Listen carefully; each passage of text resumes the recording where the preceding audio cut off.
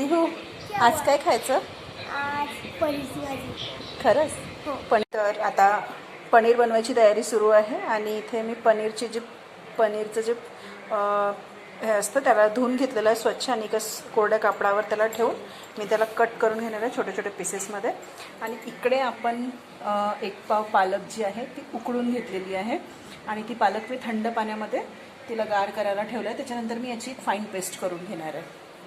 याला कट करून घेऊया चांगल्यापैकी. मी याला कोरड्या कापडावर यासाठी कट करते कारण पनीरचे पीसेस जे आहेत ते थोडेफार ओले आहे आणि तेलामध्ये जेव्हा मी याला टाकेल तर ते तडकणार नाही आणि तेल त्याचे बाहेर येणार नाही जास्त. त्याच्यामुळे मी याला कोरड्या कापडावर कट करते जेणेकरून ते कापताच त्याचं ते कोरडे होत जातील. ठीक आहे. तर अशा प्रकारे आपण जे आहेत पनीरचे पीस करून घेऊ आधी.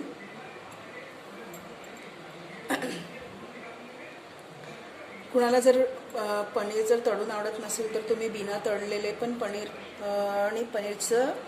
पनीर बनवू शकता. पण आमच्या घरी तळलेल्या पनीरचीच भाजी खातो आम्ही, त्याच्यामुळे आम्ही पनीर तळतो आहे. क्रॉस करते. हे जे पनीरचे पीसेस आहे हे चांगल्यापैकी मी कट करून घेतलं आहे आणि आता आपण इकडे एका कढईमध्ये तेल गरम केलेलं आहे. ते तेल छान गरम झालेलं आहे. आता त्याच्यामध्ये आपण एक एक पनीरचे जे पीसेस आहे ते सोडूया. तेलामध्ये थोड्या वेळ त्याला होऊ द्यायचं आणि त्याच्यानंतरच त्याला आपण झारा लावायचा. कारण टाकल्याबरोबर जर आपण पनीरला हलवलं की ते मग चिपकून जातात आणि झाराला पण चिपकतात. हे आपले झालेले आहे. इतके लाल होऊ द्यायचे नाही. तेल जास्त गरम झालं आहे त्यामुळे हे जास्त लाल होत आहे. तर परत तेलामध्ये जोपर्यंत पनीर चांगले होत नाही तोपर्यंत त्याची मजा पण नाही. ते आतमध्येपर्यंत डीप फ्राय झाले की खायला चांगलं वाटतं आणि मुलांना पण तळलेले पनीर आवडतात. त्याच्यामुळे थोडेफार पनीर आम्ही तळूनच घेतलं. अशा प्रकारे तळून घ्यायचं आहे पनीर.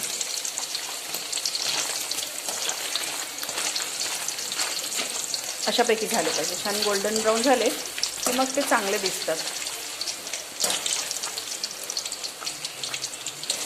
तर हे गोल्डन ब्राऊन झालेलं आहे. मी थोडीशी फ्लेम त्याचं वाढवते कारण तेल थंड व्हायला आलं आहे. आधी जरा जास्तच गरम झालेलं त्यामुळे आधी मी खूप कमी पनीरचे पीसेस त्याच्यामध्ये टाकलेले. इतकी याची जी आहे तळण्याची जी आहे इतकं आलं पाहिजे याला कलर. हे बघा ही कांद्याची पेस्ट आपण करून घेतलेली आहे. जो कांदा मी घेतला होता ना त्याची पेस्ट झालेली आहे. आणि इथे आपण टोमॅटो पण बारीक करून घेतो. जो टोमॅटो आपण घेतलेला त्याला पण मी चिरून घेतला आणि त्याला आपण आता बारीक करून त्याची पेस्ट करून घेऊया. ठीक आहे.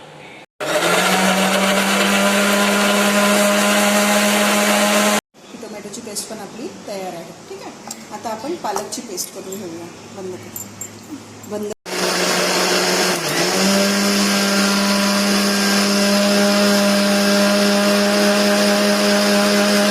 आपली पालकची जी पेस्ट आहे ही पण रेडी आहे.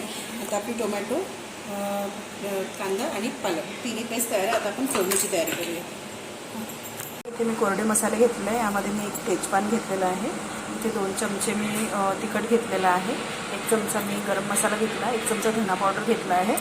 1 छोटा चम्मच हळद घेतली आहे आणि 1-1.5 चमचा मी इथे मीठ घेतलेला आहे. ठीक आहे.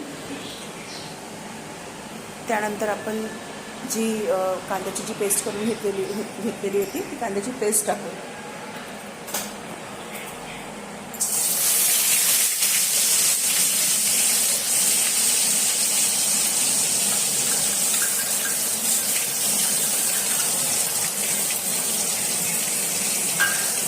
कांद्याचं पेस्ट थोडं परतवून घेऊया.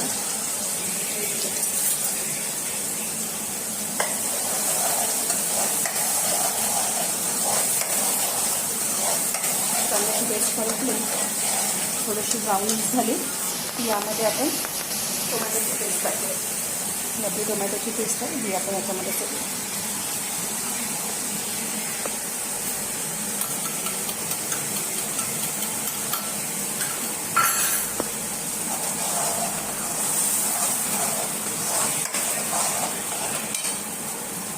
त्यानंतर आपण अद्रक लसूणची पेस्ट टाकूया.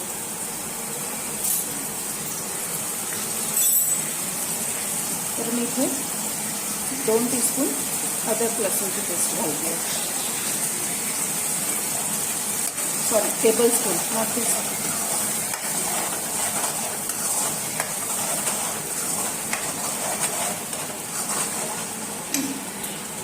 आणखी थोडी घालते.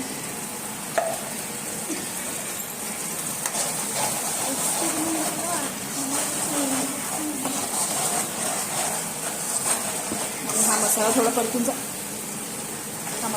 परतून झाला की यामध्ये हे जे आपले कोरडे मसाले आहेत हे पूर्ण मसाले जे आहे आपल्याला याच्यामध्ये टाकायचे आहे.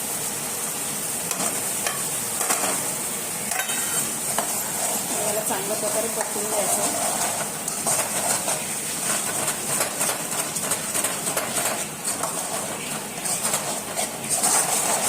आणि मसाला होतानाच मला यामध्ये तेल थोडं कमी दिसतं तर मी यामध्ये थोडं तेल ॲड करते.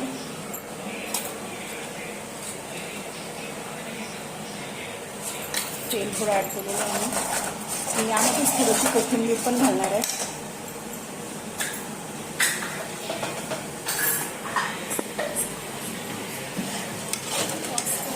हे आपण कोथिंबीर टाकलेली आहे आणि याला छान प्रकारे परतून घेऊया. आता हा मसाल्यासोबतच मी पालकची जी पेस्ट होती ती पण पेस्ट यामध्ये टाकणार आहे.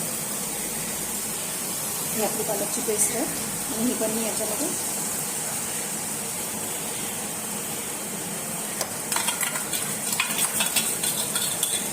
कारण पालक तेलामध्ये व्हायला पण वेळ लागतो त्याच्यामुळे मी पालकला पण मसाल्यामध्येच टाकला आहे. त्याच्यामुळे दोन्ही पण गोष्टी सोबतच शिजतील.